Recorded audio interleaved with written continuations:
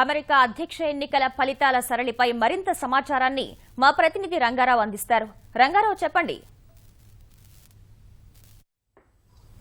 నమస్కారం సార్, ఇప్పుడు అక్కడ ఎలక్షన్ కౌంటింగ్ ప్రక్రియ మొదలైంది కదా, తాజా ఫలితాల ప్రకారం ఎలా ఉంది? ట్రంప్ కి అనుకున్న దానికంటే చాలా బాగుంది. ఇప్పుడు కొన్ని స్టేట్స్ ఏవైతే అనుకున్నా, ఒహాయో లాంటి స్టేట్ కానీ, ఫ్లోరిడా లాంటి స్టేట్ కానీ అందులో లీడ్ చేయడం అనేది చాలా శుభవార్తనే చెప్పుకోవాలి. అండ్ ట్రెండ్స్ చాలా బాగున్నాయి. మేము అనుకున్న దానికంటే యాక్చువల్గా చాలా బాగుంది పర్ఫార్మెన్స్. సార్, ట్రంప్ గారు ఏ స్టేట్స్ లో విజయం సాధించారు ఇప్పటి వరకు? ప్రస్తుతానికైతే అంటే చాలా రెడ్ స్టేట్స్ లో ఆల్రెడీ విన్నారు. కానీ మనం డెఫినెట్ గా చూడాల్సిన స్టేట్స్ అంటే ఇప్పుడు కొన్ని రెడ్ స్టేట్స్ ఇప్పుడు రెడ్ గా ఉంటాయి, బ్లూ స్టేట్స్ బ్లూగా ఉంటాయి. కానీ ఇంపార్టెంట్ గా చూడాల్సిన స్టేట్ ఒహాయో. ఒహాయో అనేది స్వింగ్ స్టేట్ కింద ఏదైతే అనుకుంటున్నామో అందులో ఆల్మోస్ట్ 500,000 ఓట్స్ అంటే 5 లక్షల ఓట్లు మెజారిటీతో ఉన్నారు ప్రస్తుతానికి. సో అది అంటే మామూలుగా తక్కువలో గెలవడం వేరు, అంతంత మెజారిటీతో ఉండడం వేరు. ప్రస్తుతానికి ఫ్లోరిడాలో 1,20,000 ఓట్లు మెజారిటీతో ఉన్నారు. ఇది కూడా ఫ్లోరిడా అంటే ఆల్మోస్ట్ ఎప్పుడు నెక్ టు నెక్ కింద ఉంటుంది. ఇప్పుడు నెక్ టు నెక్ కింద ఉంది, కానీ ట్రంప్ ప్రస్తుతానికి లీడింగ్ లో ఉన్నాడు. ఎస్పెషల్లీ ఫ్లోరిడాలో లెటినో పాపులేషన్ చాలా ఎక్కువ, అయినా సరే అక్కడ అతను లీడింగ్ లో ఉన్నాడు అనేది చాలా శుభవార్త. సార్, అవినాష్ గారు నిన్నటి వరకు కూడా సర్వేలన్నీ కూడా హిల్లరీకి అనుకూలంగా ఉన్నాయని చెప్పారు. కానీ అనూహ్యంగా ట్రంప్ గారు ముందుకు వచ్చారు. ఈ పరిణామాన్ని మీరు ముందుగా ఊహించారా ట్రంప్ ప్రచారకర్తగా? అంటే క్యాంపెయిన్ లో ఎప్పుడు అప్ అండ్ డౌన్ ఉంటుంది. మేము ఇనిషియల్ గా ప్లాన్ చేసుకున్నప్పుడు విన్ అవుతారని ఉంది.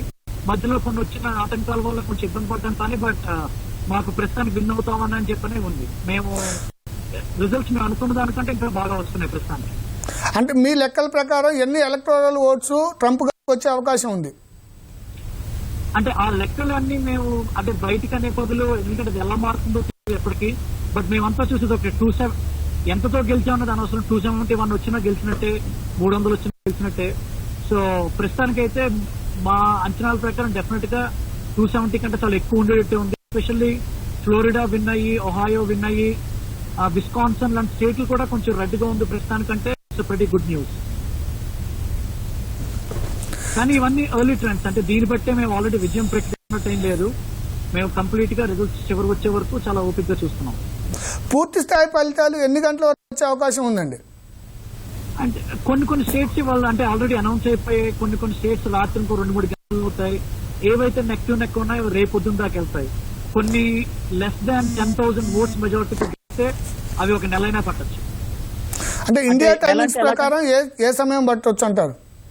ఇండియా టైమింగ్స్ ప్రకారం ఇప్పుడు మీకు వచ్చి పొద్దున్న 9:15 అయింది కాబట్టి మీకు పొద్దున్న 11:30 టైంకి కొంచెం ఎక్కువ క్లారిటీ వస్తుంది.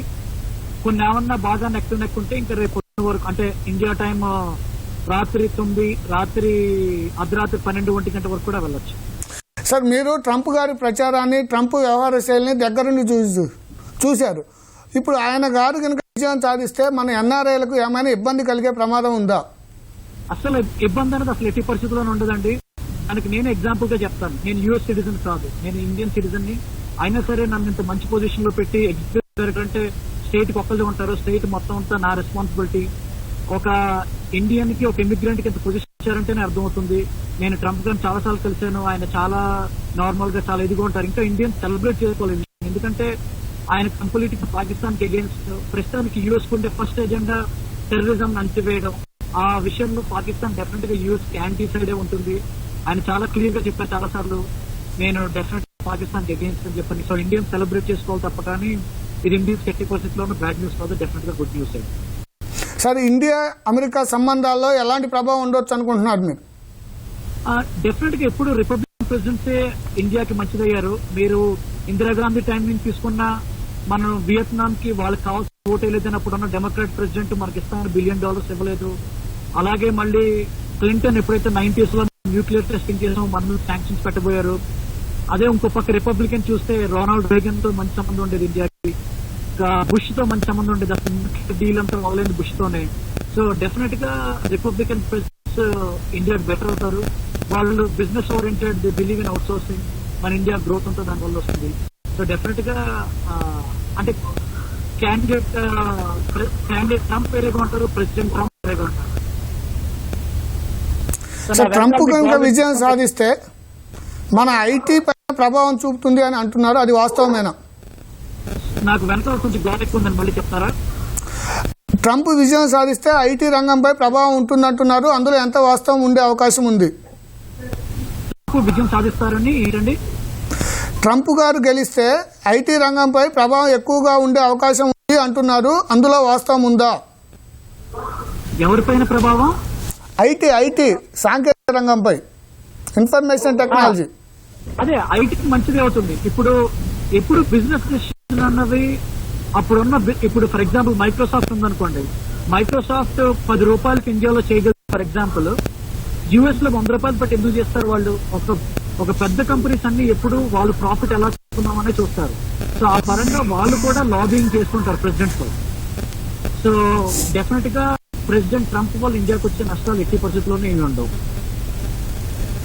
ఓకే, ధన్యవాదాలు అవినాష్ గారు. మాతో విలువైన సమాచారాన్ని విలువైన సమయంలో అందించినందుకు మీకు ధన్యవాదాలండి. Okay, thank you.